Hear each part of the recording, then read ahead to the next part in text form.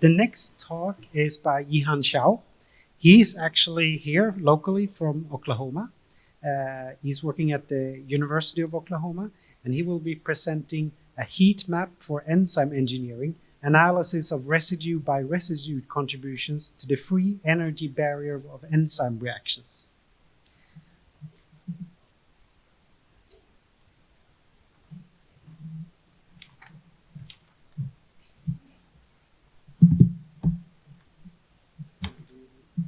I have to hear.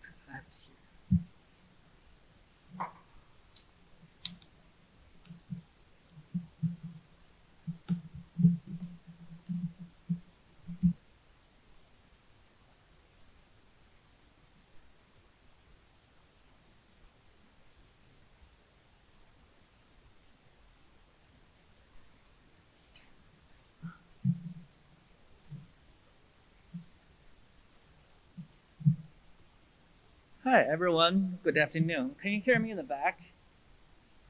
Okay, so as Dr. Johnson just said, I'm from University of Oklahoma, our beautiful campus. Can you hear me? Okay. Our campus is... Can you hear me now? Better. Okay, so our beautiful campus is only 20 minutes to the south of this hotel.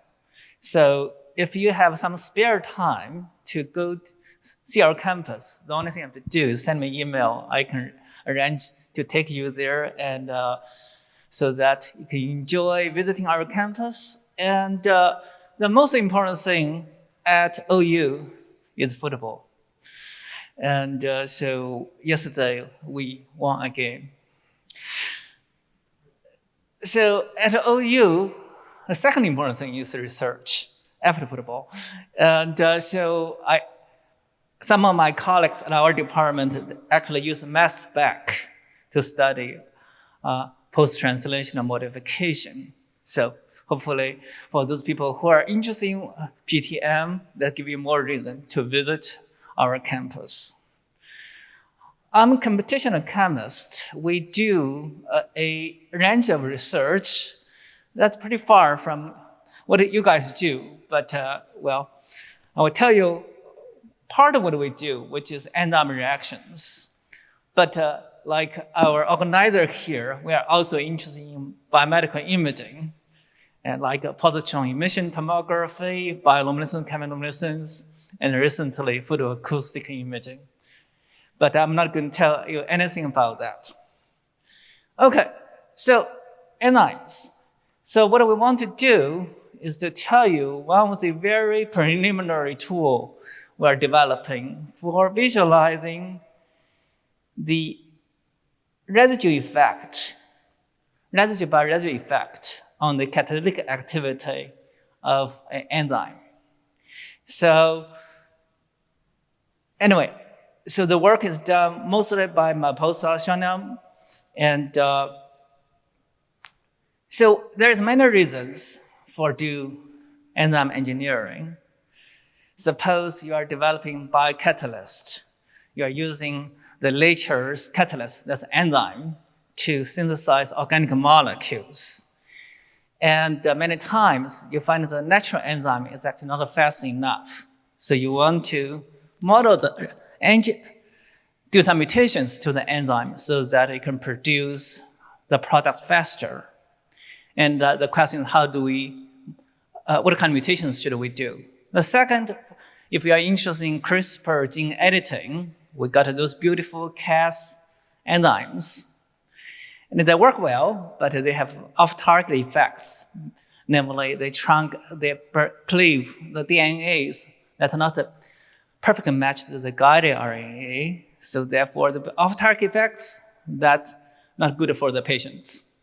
So how do we engineer the enzymes so that we can reduce the off-target effect? Anyway, those are things that we want to do enzyme engineering. And from our point of view, we want to use simulations to help guide the engineering of those enzymes. So, can you tell me when I have 5 minutes left? Okay, so anyway, so this is very different from what you do. So we do atomistic simulation of enzymes. So specifically, I have one example with Cartman mutase. And this is a natural enzyme in bacteria. It takes this substrate called carcinoid. It breaks the CO bond here, and then link this carbon to this carbon. So anyway, for organic chemists, that's called a Claisen rearrangement. So that's catalyzed by this enzyme called Cartman mutase. And so for people who want to study reactions, model it, the only thing they can use is called quantum chemistry methods.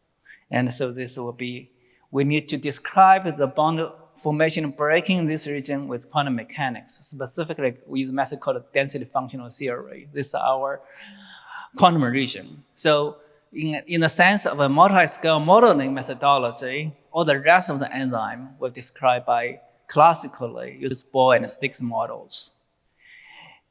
I will skip it move very fast to tell you how we simulated this thing. And so we basically we use Newton's equation to propagate the system for a long time. And it's in the end, what we get is a fringe profile.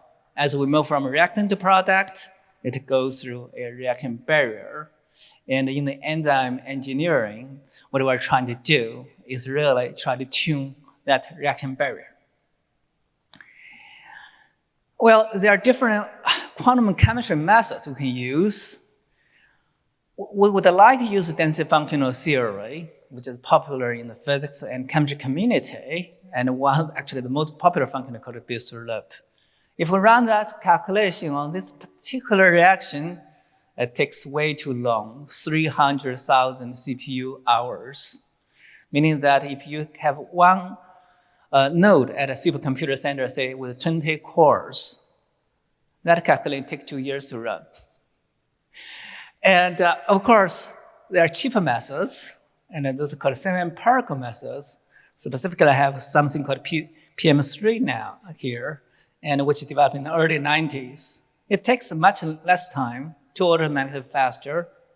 Well, we can use both, and in the end, these are fringe profiles we get. DFT with Bio+ get a very high, about 12 kpmol, and if we use semi-empirical, we get over 30 kpmol. And they have predicted very different reaction pathways. Which one's correct? Well, the more expensive one, the blue one using Bio+, is much better because they're incrementally the barrier is around 15 kpmol. And so, not surprisingly, this more expensive method gives us better results. By the way, that we have better ways now to model the reaction. Namely, we have using something called machine. Well, everyone familiar with that's machine learning to speed up this reaction. So this is the final result. If we use machine learning, we get the same result. But now, rather than spending 380,000 CPU hours, now we only about 10,000. So in other words, at 3%, 2% of the cost, we get the same result. Okay, so we have machine learning methods. We can predict the reaction fringe profile very quick. And we get a single number. Well, after 10,000 CPU hours at least. Can we do better than that? Can we take that information and guide our engineering of an enzyme? That's what we have done. And so if we want to get to that fringe profile, and that's what we do is actually integrate the forces along the pathway using this formula, and where that we're integrating mostly the energy gradient along the pathway. And if we stare at the energy, we find that we have multiple terms, and some terms will relate to the electrostatic interaction between the substrate atoms and the enzyme atoms. And then will be other terms related to the van der Waals interaction between the substrate and enzyme. So anyway, we can do all the decomposition in the end, where we can separate in different terms and then separate into different residues. For carcinoid mutase, we find that some of the residues substantially reduce the fringe barrier, while others increase the fringe barrier. For instance, lysine 60, K60, increase the barrier by 0.4 kmol, and which is commonly entirely from this term, which is the electrostatic interaction between the substrate and the enzyme atoms. If we want to engineer an enzyme, make the enzyme more efficient, what we can do is to focus on those actually increase the fringe barrier and try to do mutations that lower, that reduce that contribution. So that what we have done, and so specifically what we want to do is to divide the fringe contributions from each residue by its charge. If this gives us the heat map. If we have blue region, means that if we put a positive charge residue there, they're going to increase the fringe barrier. If we want to reduce barrier height, then we should put a negative charge residues here. And then the red one is opposite. That's where we want to put the positive charge residue there and then avoid putting the negative charge residues. So anyway, we have this beautiful heat map for guiding our engineering for the enzyme so that we can make the enzyme more efficient. I'm giving one example. So for instance, we find that the one that increased barrier height, lysine 60, if we swap it into a negative charge residue like glutamic acid, so that gives us K60E, that's going to reduce barrier height by 2 or 3 kmol. So anyway, this heat map in the previous slide really a good visualizing tool, very preliminary one for us to tell our experimental colleagues what you should do to increase activity of your enzyme. And this only shows that by that single mutation, K60E, we can reduce the barrier height by 2.3 kmol based on our calculation. Okay, so anyway, this is a simple story. We can find out how much individual residue contribute to the fringe barrier of the enzyme catalysis. From that, we'll quantitatively predict how each residue, if they're mutated, how that's going to affect the barrier height. Of course, currently we're limited to the mutation that changing the charge of that particular residue. And then if we want to do even more accurate prediction, we can take the mutation and run the same simulation, which takes tens of thousands of CPU hours and get a more accurate prediction. And then once we have a very confident that this mutation will predict to lower the barrier height, we give it to our experimental colleagues, say, why don't you test it? So if it's actually has higher enzyme activity. And in the future, we want to look at how the PTMs affect enzyme activity. Okay, so finally, I want to thank Xiaoliang, my postdoc who worked on this, and two experimental colleagues at OU and Rice University for really helping us understand the biology, and then NIH and NSF for funding. Okay, that's all I want to say for our project.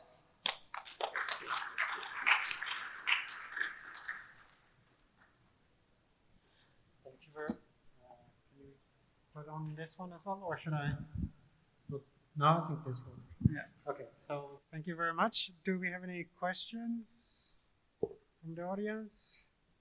I'm checking Slido.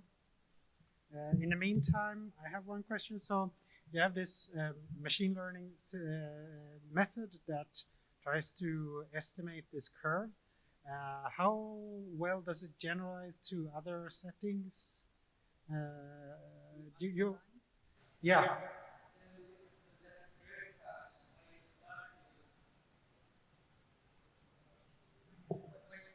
To do machine learning, and we need to have a training set, and then machine learning can what do we say, can interpolate if we have enzyme configurations that are very similar to those in the training set. We do a very good job. So our challenge is to be able to do active learning as we step into unfamiliar regions outside trust region. How do we add more configuration for the training? That's something we're working on. But for a few enzymes we're working on, this has not been a serious issue. But active learning is the answer. No, interesting. So yeah.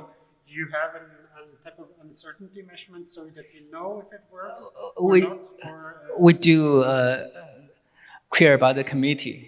So we build several machine learning models, and if they differ too much from each other, we say, well, we are outside of the trust region. Okay. Yeah. Very interesting. So we have one question from Slido. Do you collaborate closely with machine learning experts to support you in selecting appropriate algorithms in your specific case or application? So here we're very fortunate. We're using a machine learning platform developed at Princeton University by the William Earth Group, and which won the last year's Golden Bell Award. But we're constantly looking for experts in machine learning to help us to, for instance, when we do active learning, what's the right thing to do? So we're not trained as machine learning. It's just in the area. Yeah, but that's a great question. Let me see. There's one more question. So there's recent developments in Google's DeepMind AI. I'm not sure if you're familiar with that one. Yeah. Could you use that for some of your MD simulations, or? So that's a great question. So we have been follow that very closely. We have been using, for instance, AlphaFold to fold proteins. We actually have tutorial materials how to use AlphaFold to predict protein structure. Not sure we can predict how PTMs modify the protein structure. That will be a challenge. And but for enzymes, we don't have a structure already, either X-ray or cryo-EM. We use AlphaFold to build an initial structure. Yeah. Yes, Google DeepMind is helpful for us too. Yeah, thank you very much. An applause again. So it's time for our capstone speaker, Bara. Bara to come up here while we're setting up.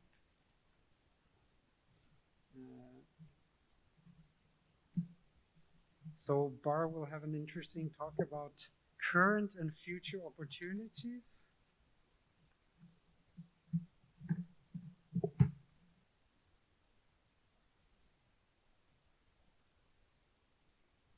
Pretty fine, thank you.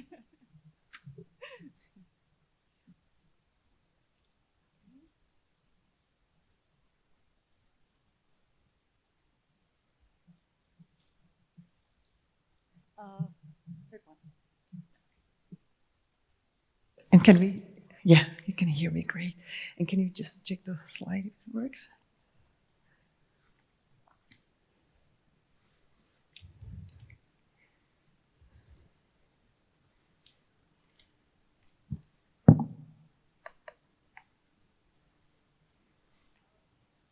Yeah, I think now it works.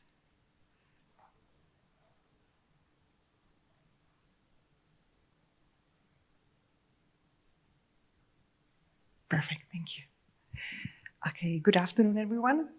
And thanks a lot for having me here. It's a great pleasure and honor to be here. And I have to confess then when I got this invitation, with a bit of exaggeration, it caused me a bit of sleepless nights because I was really thinking about what should I talk about today? Should I talk about some research which we did in the past and try to somehow summarize the challenges from the research point of view? Or should I take a slightly different approach And of course, I decided for the second option. So I'll be talking a bit about this Bio+MedVis. That's the thing which will be of center of my interest today, because I don't want to talk about the opportunities and future research challenges of these two things separately, because I'll try to somehow convince you that these two things, I believe that they, at least to a certain extent, should be treated together. So, and we took some initiatives regarding this, and I will try to present it today. So, should it be Bio+Med or really BioVis and MedVis?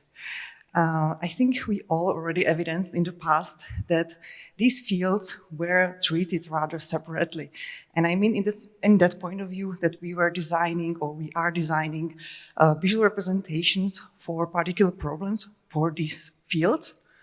And these are really tailored to this specific case.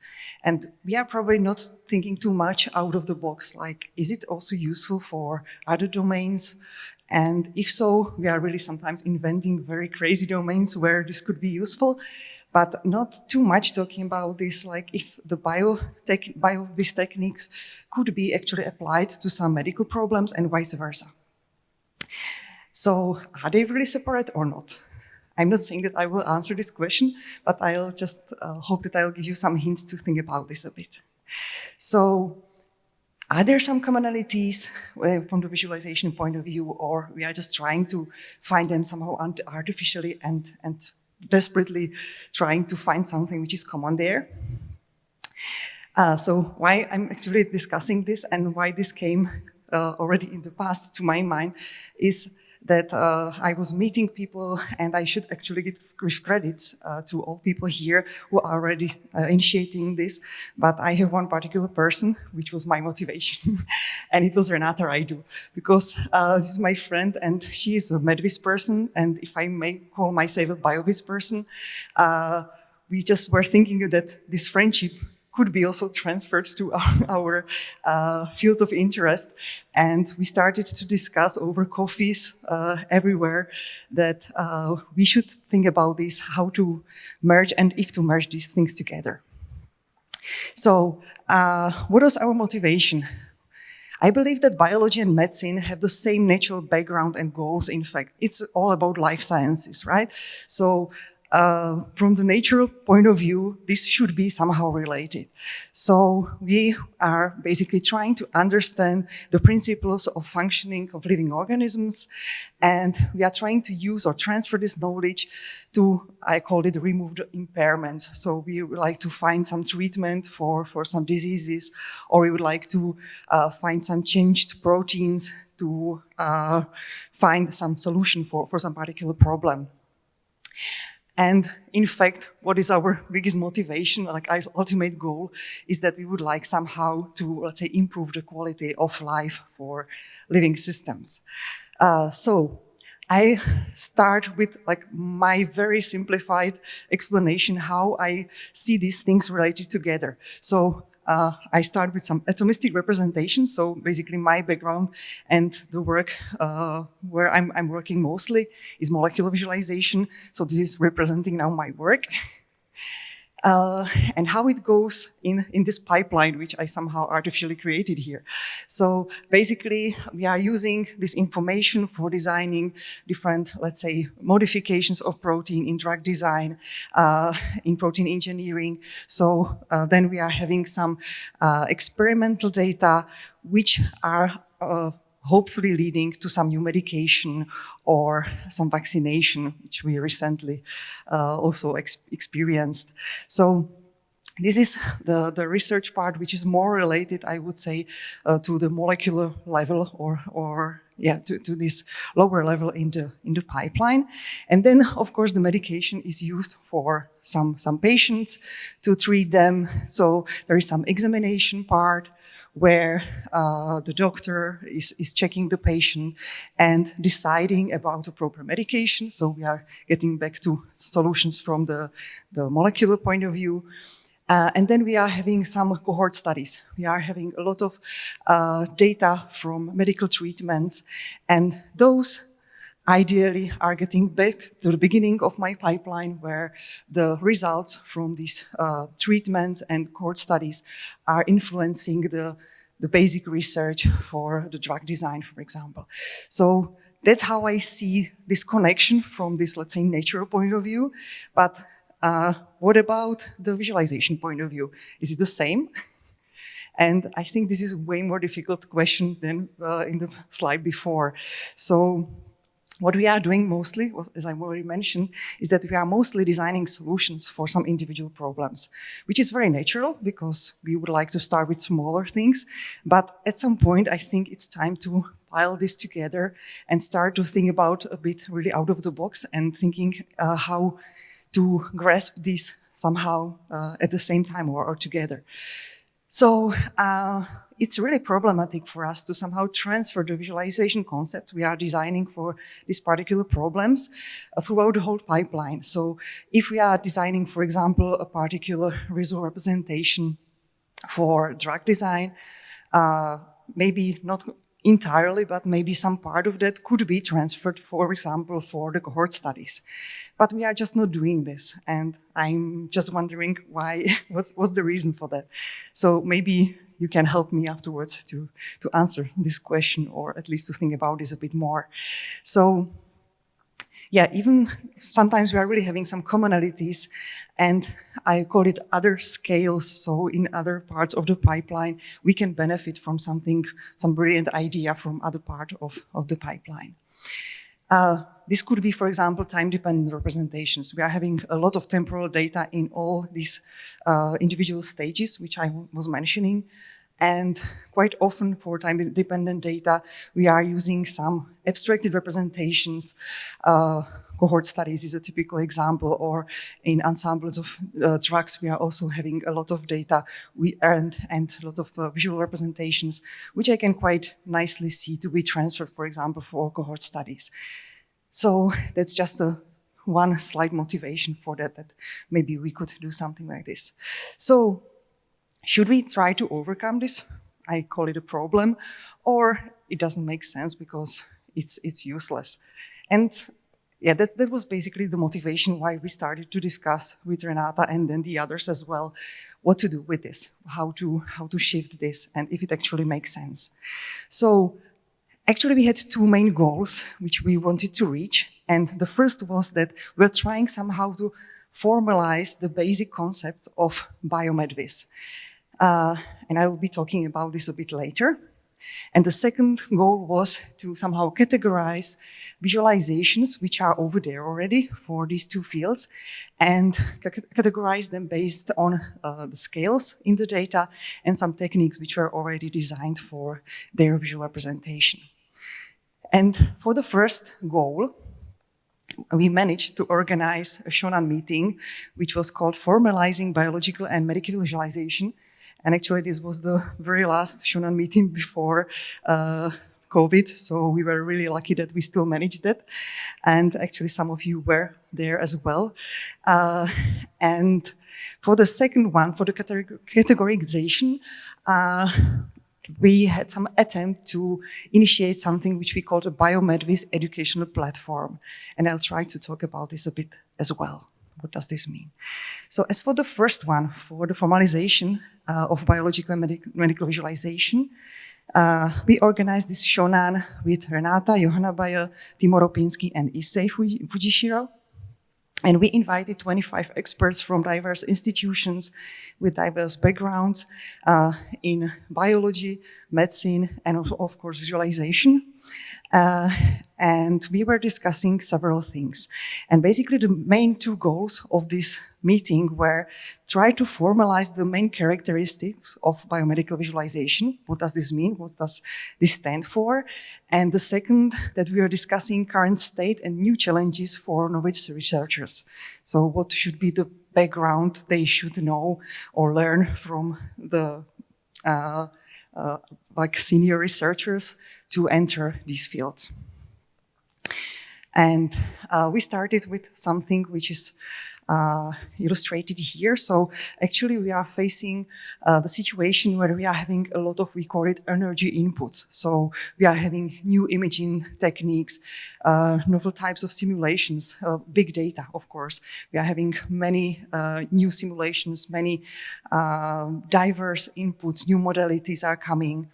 And this causes the situation where we are designing novel techniques and we are somehow fluctuating and oscillating between different states, which could be positive or even negative. So it really depends, and it's really still a very dynamic system.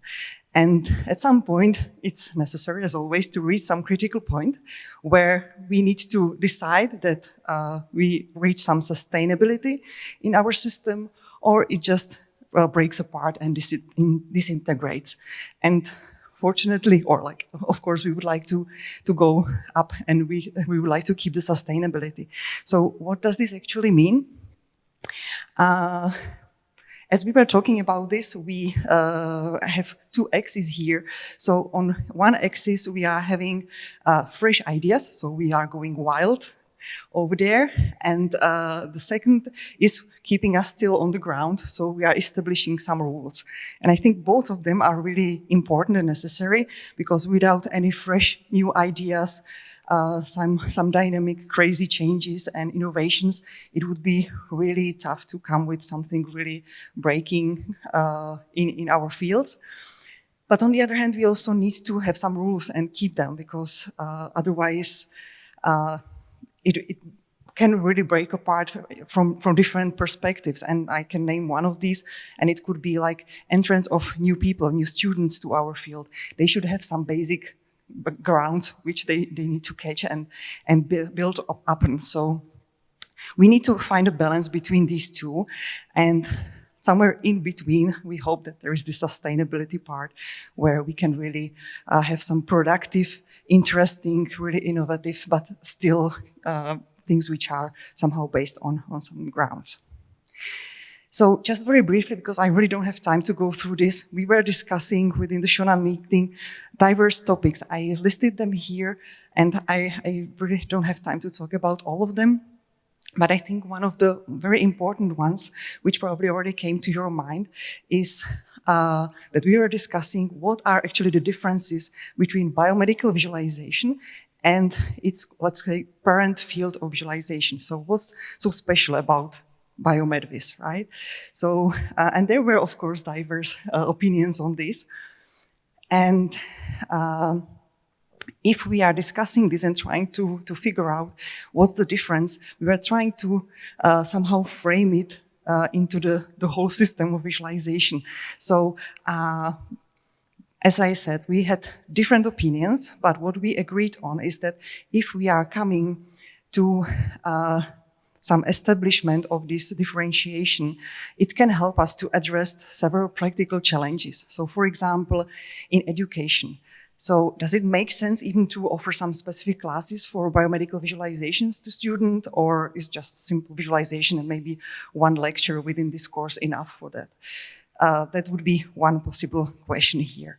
As for the community, so which expertise is actually required to address the major research problems within biomedical visualization? So, or what is the best way to involve some experts in your work, and so on. So these are, again, some quite challenging questions over there. Another is like publication culture. Where should we publish? Should we publish on our venues, visualization venues? Should we have some specific venues like we are having Bio+MedVis or VCBM? Or is it enough? Or should we go a bit further? Should we think about some other options over there? What about data and softwares? Should we release them for public? You know that with data, it's a very sensitive situation, especially in medical visualization. So how to treat this? As for funding, another big problem for our community, of course. Where should we actually ask for funding? What are the basic and best sources for that? And also the research questions, which we would like to pose? Is it more in the directions of biology and medicine, or is it more in the visualization, or like where we should frame this somehow? So we came with such a Venn diagram, which maybe you can agree or not. So we are having visualization, visual computing in biology and medicine, visual data science, and somewhere in between, we decided that we will frame that Bio+MedVis is sitting over there. So that was for the first topic when we were trying to figure out if we should combine Bio and MedVis together or keep them separate. And the second goal, which I mentioned at the very beginning, was this educational platform, which we started to develop, and it somehow evolved from all these discussions that we would like to frame this somehow, not only from the systematical point of view to formalize that, but also to give something to the next generations from that, to learn people how to grasp biomedical visualizations.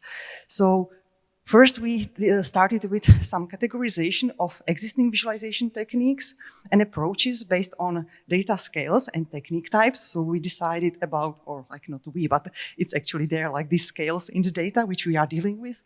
And on the right side, we are having different types of techniques. Some of them, of course, are very specific for medical visualization, for example, but some of them are really common for both of them. And these could be a really good starting points to think about, like somehow merging these techniques together, or thinking about shifting from one of these areas to the other.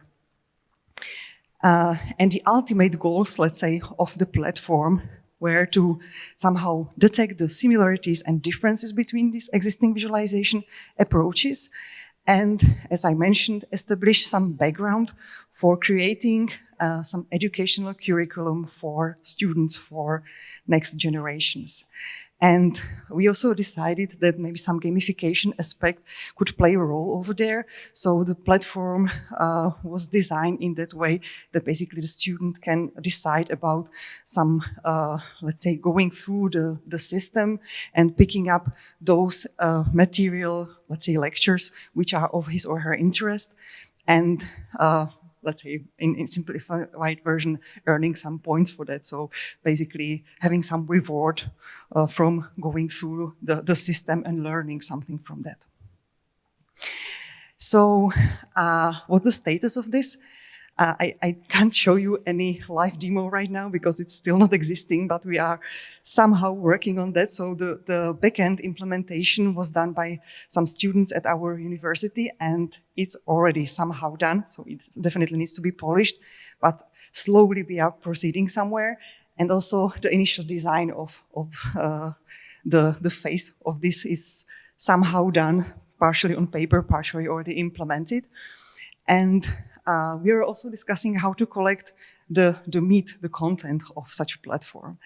And at that point, we decided that the most natural thing to include there will be lectures of people from this field who are really like established researchers, and we love them because they are really knowledgeable in many areas. So we asked a couple of people to join us in this initiative. Some of them joined to the organizational team, and some of them prepared great lectures for us, and namely for students. And we organized the first Bio+MedVis Spring School in 2020. It was fully online, of course, because of obvious reasons. And this year, just 1 month ago, we were trying to do second round already in a hybrid version in Brno, and it was just right before the VCBM conference. So we teamed this together. And in both of these, actually, we got really great talks, which we recorded, and it forms the basis for the educational platform. So we believe that we will be collecting more and more of these.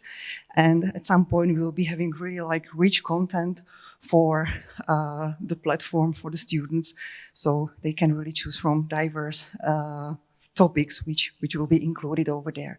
So here are just the links for these 2 spring and summer schools which already happened.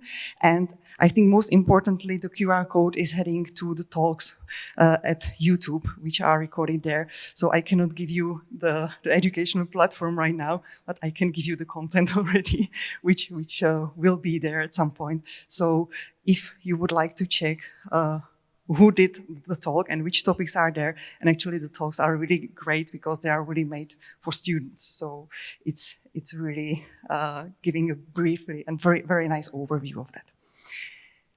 So instead of some conclusion and summarizing what I was talking about, I'll try to give some things about, like, for further thinking about what I was talking today. So one thing which is quite often coming to my mind, and I mentioned just briefly, is that I'm really thinking how to better disseminate our solutions to our domains. I mean, the collaboration domains, interdisciplinary domains. So how we should make the biologists and medical experts to really use what we designed already. And it's not an easy task. It really requires a lot of work from both sides of this spectrum. But is it enough that we are having these conferences of our own where we all know that it's quite hard to convince experts to come over there. Sometimes they show up, but you know, it's probably not exactly what is like the biggest success of that. So should we maybe try to establish some really interdisciplinary conference where the experts will be having their own talks and then we'll be jumping in with our solutions so they will see that and be admired by that ideally and try to use it and get in touch with us a bit more? Or maybe try to have some dedicated session for visualization solutions at one of their conferences. So should we try to aim for this? Should we try to get over there and present our work? Because I think that could be a right way how to attract their attention, let's say. And my last remark would be how to strengthen the integration of this Bio and MedVis. I'm not sure if I managed to convince you that it makes sense, but if so, it would be great if you can ping me with some further ideas, recommendations, or even some willingness to join our efforts, to join our team, because it's volunteering work, of course, and we would like to continue somehow with this because we still believe that it really makes sense, and we would like to really come with the educational platform to have it live and really working for the students and also for us as teachers, so we can point our students to something like the content from people who are really experts in our fields. So we are opening the door for collaboration, for inspiration, ideas. I'm not sure if you will be giving me your direct feedback right now, but contact me anytime and I'll be really, really happy to discuss this with you and have some novel ideas what we should do about this initiative. So thank you a lot. Thanks a lot for your attention, and I'll be happy to answer any questions if you have. Thank you.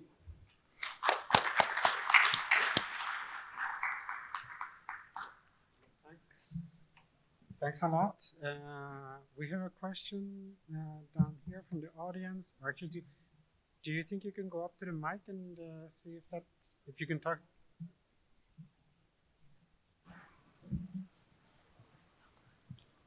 Excellent talk. I just wondering, does your spring and summer schools include tutorial? And if you have tutorial, how to make sure to follow the best practice, whatever that is?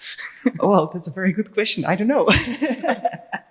We just hope so, you know. So we were trying our best. We were trying to really come with experts from their particular domains, and they gave talks which were tailored for students. And I just hope that we...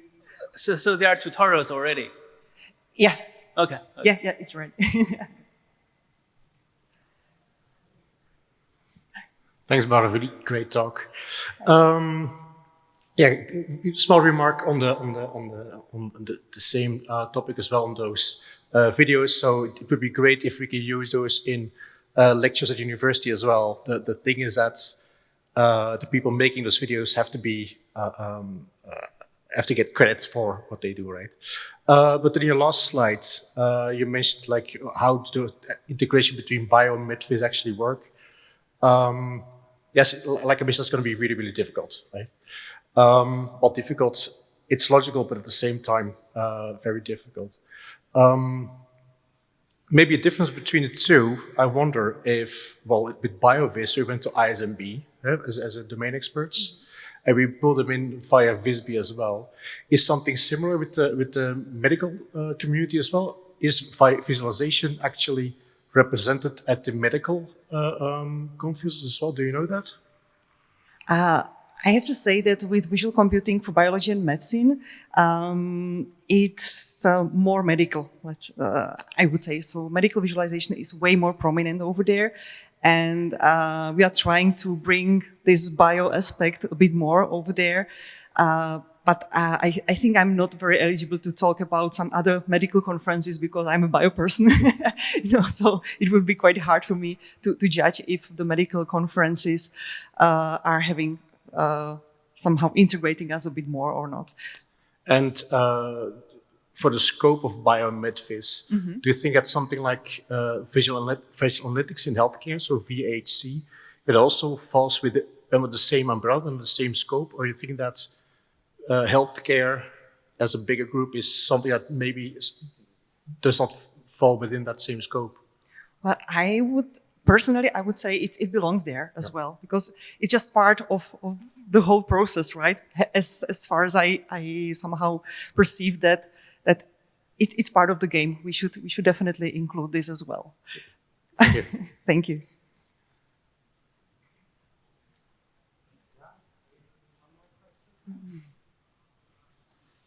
Hey, very nice talk. Thank you. Hi. I was wondering, and I think you answered some of this in the previous discussion, but with your summer school, because you touched on the dissemination issue, and you're running the VisGap workshop at Bio+MedVis for several years now. At the summer school, do you have like practitioners actively participating in there so that there can be more exchange and hopefully practical applications? I believe that this is the right way, actually. I don't know what's your opinion and what's on this. Maybe we can discuss this afterwards. I will be really happy about that because I think that's one of the ways where we should go, that people, I have, at least from my perspective, I think that the biologists, because I will be talking about Bio+MedVis right now, are not very much aware of all these things which we are actually doing. And I'm not saying that everything which is published in biovisualization should be taken into practice.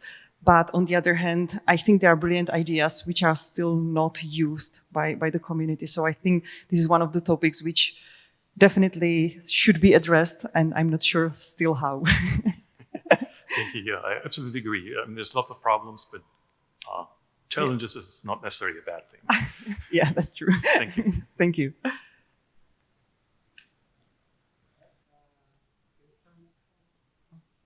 Okay. Yeah, so I also have one, I'm not sure if it's a question, but or a reflection. So you touched upon this time scale a little bit, and then there is also the scale in terms of the spatial scale. They're slightly different or can be different.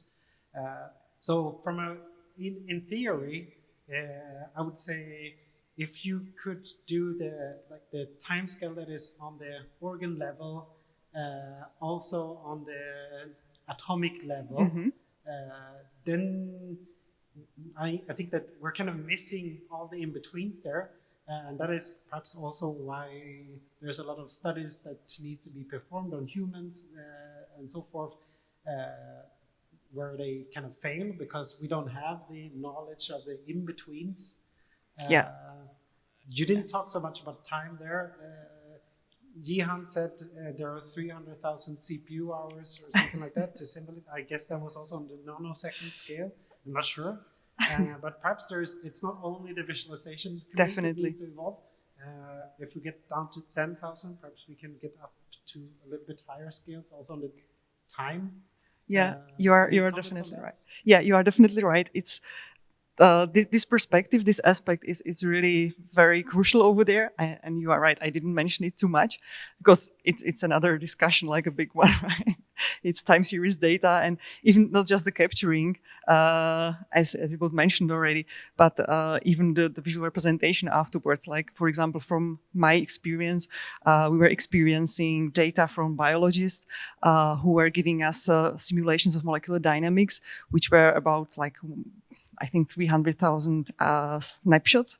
And if you are playing them as an animation, like a traditional view, then it would take about 1 week for the biologist to just watch it. And you just cannot spend time of a person like this, you know. So this is giving another aspect to that, like how to visualize something like this, how to come with some abstracted representations, which are helping the user to navigate to just some parts of this, which could be potentially interesting, and so on. So it's a lot there around. Knowing, like, even if the simulation is on the small scale, I mean, it has a large impact on the time, organ level and whatnot. Yeah. But we just perhaps don't exactly know how that transition is.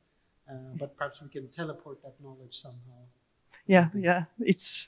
But you are way more experienced in this, right? On this level. Yeah, so it's a challenge, of course. More questions? No? Then we thank Bar again. Thank you.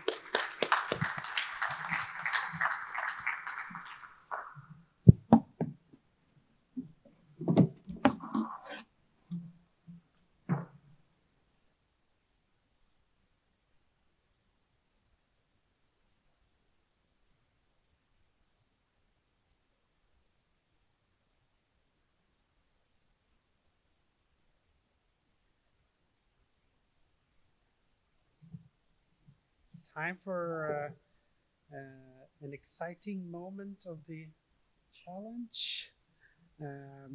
We've had a lot of great talks and really great submissions. Let me just switch on my screen.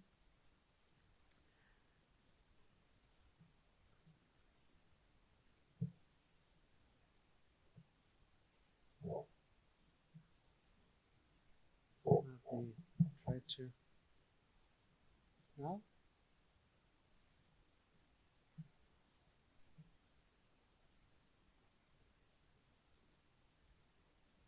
Can you try to switch on again?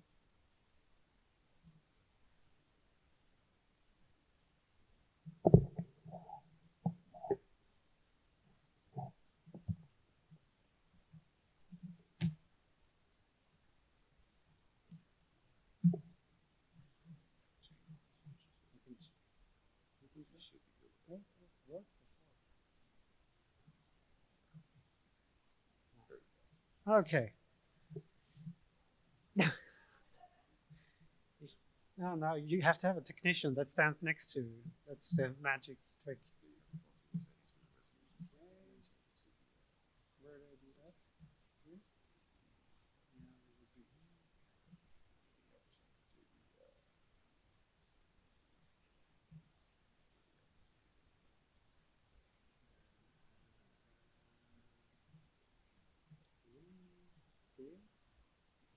Something like this.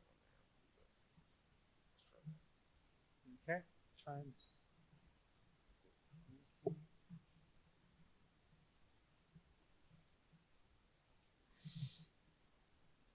whew. All right. So as I mentioned in the beginning, we have some awards to hand out. And let's start with the best challenge contribution first. We have a motivation from the jury here. This approach provides effective visual encodings. It demonstrates utility for visually understanding where protein modification should occur and demonstrate an effective way to depict the relationship to identified pathogenic mutations.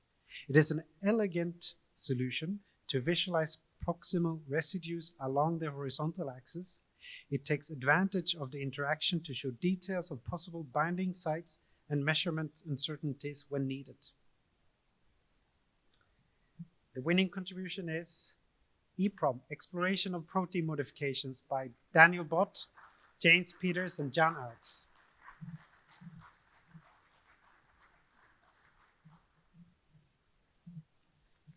So not only do we have this book to hand out, we've also printed a certificate for each of you. Perhaps can have this and then someone.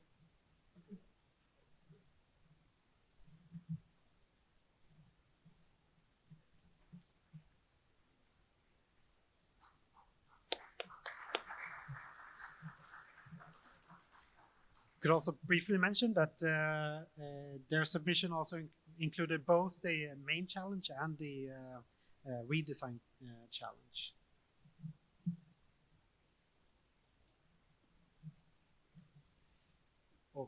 Okay, so for the redesign challenge, the motivation is the redesign retains the visual structure of the original representation, but adds an interactive focus plus context method to filter out uninteresting regions, such as modified residues, to make the best use of horizontal screen space. The system appears to have high utility, solving many of the perceptual problems of the existing representation and providing high visual clarity. In addition, the design is optimized to reduce visual complexity, which is critical for this type of dataset. The winner is Visualizing Protein Residue Chemical Modifications by Laura Garrison, Håke Bartsch, and Stefan Buchner.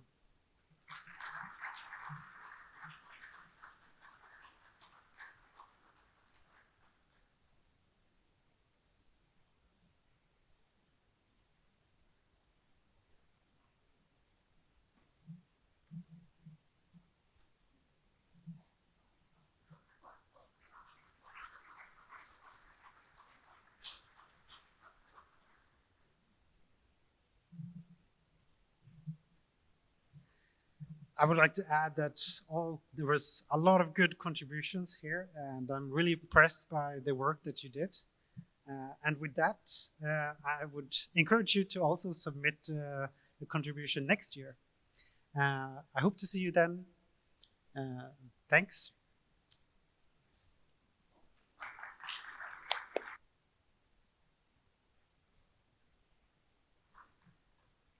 Yeah, that's all from me.